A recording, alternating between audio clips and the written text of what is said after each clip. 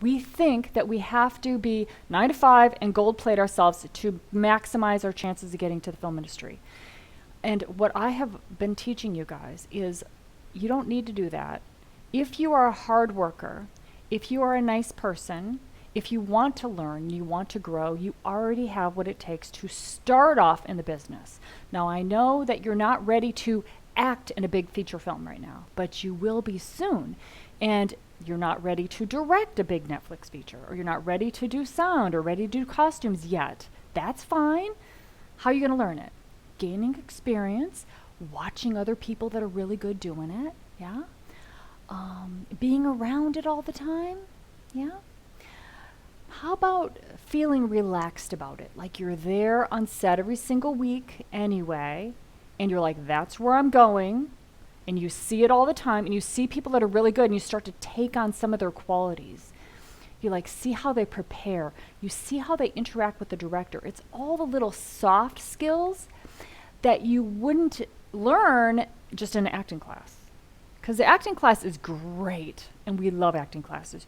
You're going to be in acting class, all you actors, for the rest of your career. Don't worry about it. You'll be always in acting class. But, and if you're a director, DP, writer, your best place, you don't have to take any classes, any school. You don't have to. You can. And where should you find out about what classes to take for actors, directors, writers, DPs, everybody here? Okay, you talk to people on set. You ask them, hey, how did you get so good? How did you know how to shorten that script so it made sense? How did you get so good at improvising like that? You're going to watch, see what they're doing, and then you ask them in a way that you know that you've been watching them. They'll be like, oh my God, nobody watches, nobody notices these things. And then they're just going to be an open book. Boom, open book to you. So just one of the strategies that I teach inside the A-List program. But yeah, these are, what we're talking about here is real life success. The film industry is freedom. The film industry is people calling you for work. I don't chase work. I'm not chasing people. I'm not looking online for any jobs. I'm not spending my time doing any of that stuff. Because the professional work is not going to be online anyway. It's not going to be on any websites. It's not going to be posted. They're not looking for people. We don't interview for jobs. What you're doing with the film industry is people like, oh, I love that person. Or, hey, you're looking for somebody? Call Janet. She's great. You'll love her. I get so many calls that are, those are referrals, right? But then other people are like, hey, yeah, I worked with you like a year ago. You're amazing. I just had an opportunity now to bring you in. Are you available? And that's your career. So it's freedom, it's money. It's $650 for 12 hours of work. That's the lowest rate for every single department. The lowest amount of money. Not bad. To get paid while you learn. You're sitting there, not sitting, but yeah, you're sitting sometimes, but you're there on set for 12 hours learning from world-class DPs, directors, writers. If you're a writer, writers are like, oh, I got to stay home and work on my script. I've been working on my script. It's really great. Again, gold plating yourself. You always need to be writing, but gold plate yourself while you're on these freaking sets. Because writers are like, oh, why should I be on set until it gets made? No, writers, get on set. There's a ton of writers there on set. You need to be with those people. Because when you're with other people that are writers, you're like, oh, I'm a writer. What are you working on? Oh, that's a great idea. How did you concept that? Where'd you learn this? You need to be with your people. In directors, there's a ton of directors on set. Of course, there's every single shoot, guys. He's got tons of actors. So for the actors, I think that the perspective, that needs to shift so much is it needs to shift from like, I'm an actor and I come home and I look for auditions and castings. Now you know that all you're finding is student films and freebies because that's the stuff that's posted. All the stuff you want to get on is all handled by the professionals. And you can't get access to that stuff, right? So you're like, I just want a part in a TV show, but I got no way to get there. It's so frustrating. So you know what I suggest. You see that book back there? Next to the Emmy? This book right here explains it all to you. Yes. So if you want this book, email me, info@friendsandfilm.com, and I'll send you the link to the Amazon page and you can buy this book. If you did buy it, leave me a review. I got one. I don't have any reviews, I don't think. I just started selling this. I don't think I have any reviews. So please leave me a review. So the experience for actors is you go to your job, you come home and you're looking for castings. And then you look and you apply, you might self-tape, and then you go to sleep. And then the next day, same thing, right? And so your life is pretty much self-taping, looking for castings, going to work because you need to make money to pay the bills. But it doesn't change much, right? So what we do, what I've always done with what I've taught is it's always all about getting paid while you learn. I want you to learn in the real environments, the real sets while you get paid, and then you interface with all these people. When I started, oh my God, I was so ridiculous. I'd be like with my business cards at the, like I remember one shoot, I tell this story often. I'm like on a shoot, and I remember, oh, there's so many things I did wrong on that set. This is when I was brand new. So I keep you safe from making a lot of the mistakes I made. Okay, you want to hear them? Want to hear the mistakes? So we're outside, we're shooting in a parking lot, and we're shooting film. So for film, I'm recording, and I got time code on my recorder. You know, I got a cart recording. I do the sound. And then I jam the slate. You know, the slate is like this time code slate. You know, the slate. You guys know what the slate is? It's this, except it's got time code on it. You know, this is a non-time code slate. Anyway, so picture this with like flashing numbers. Okay, so that's how they sync up the film with the sound.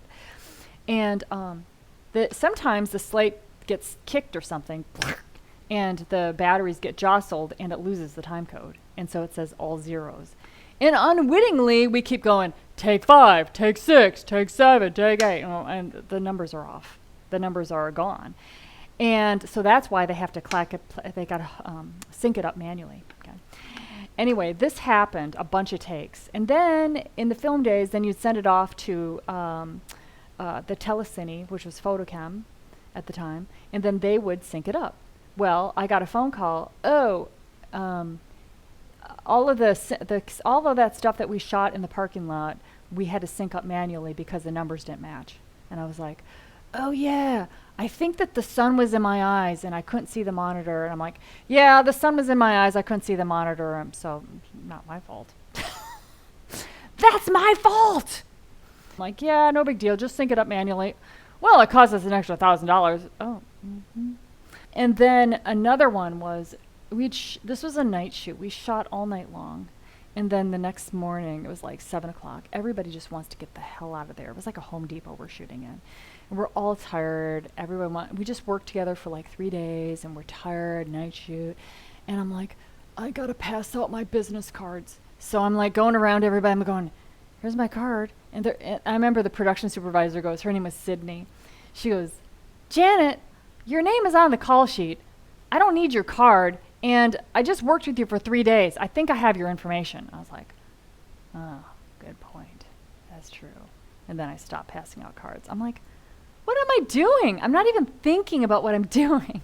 I'm just trying to promote myself. And part of my head is like going, well, what am I supposed to do? I'm supposed to promote myself. But the other part of me is like, okay, she's right. Just relax. And then I thought, well, how can I get people to call me again? How can I make sure? I remember I did a bunch of personal development stuff. I did Landmark, I did MITT, I did Tony Robbins, I did a lot of stuff. I remember Landmark. They're like, I stood up and I'm like, yes, I'm here because I want to make people in the film industry hire me. And the whole group, the whole like crowd just goes like that. And I was like, what? You can't make people hire you, and trying to make anybody do anything does the absolute opposite. It makes them run. It makes them go like, what are you trying to compensate for? And then why did it take me so long to finally realize that how you build your business, what inspires people to want to work with you, to bring you in as an actor, bring you in as a director or DP? What is it? What is it? It's you doing your job. You do your job. And then they're like, oh, that person's good. I'll call them back. I didn't realize that for 5 years at least, guys. Yes. Shows up, never done the job, watch some YouTube videos on script. And the DP knows he's never done script. That's not why he's there, is to do script. He's there because he likes him and he thinks that he's smart and he wants to develop a relationship with him and he sees value in him. He does the job, they work together, right? DP, script, director, everybody's all together, right? They're all together because you're like looking at the monitor all day long. And during that shoot, they're getting to know each other really well now. Before it was not so much. Now it is, yes, much more. And the DP's like, so let me see some of your stuff. Let me see some of your scripts. Maybe we can shoot one of these. And he's like, yeah, here's a bunch of them. So he had a little body of work. And the DP's like, oh yeah, let's shoot this one. This is a good short. Let's shoot this one. Let's do it next weekend. I'll bring in all my people. Now, the DP brings in everybody. Because you right now, filmmakers are like off trying to put together something of amazing value to compete with all the professionals. You can't do it from the outside. You get inside, and now you got a DP that brings in everybody. They know what the hell they're doing. You're going to get more shots done, well lit, well acted. Everybody wants to be associated with the professional stuff. You got to beg your friends to work on the no. You have to beg your friends to work on the free stuff. And also, you don't know what you're doing, so it's kind of the blind leading the blind. But you get on professional stuff, you're using all their people. Anyway, they shoot the thing, and now it's at Tribeca. So that's the way to go. That's what I'm talking about. Yeah. So you write something, and you get it shot. Now you got a name associated with a professional. This is the way I teach you to do it.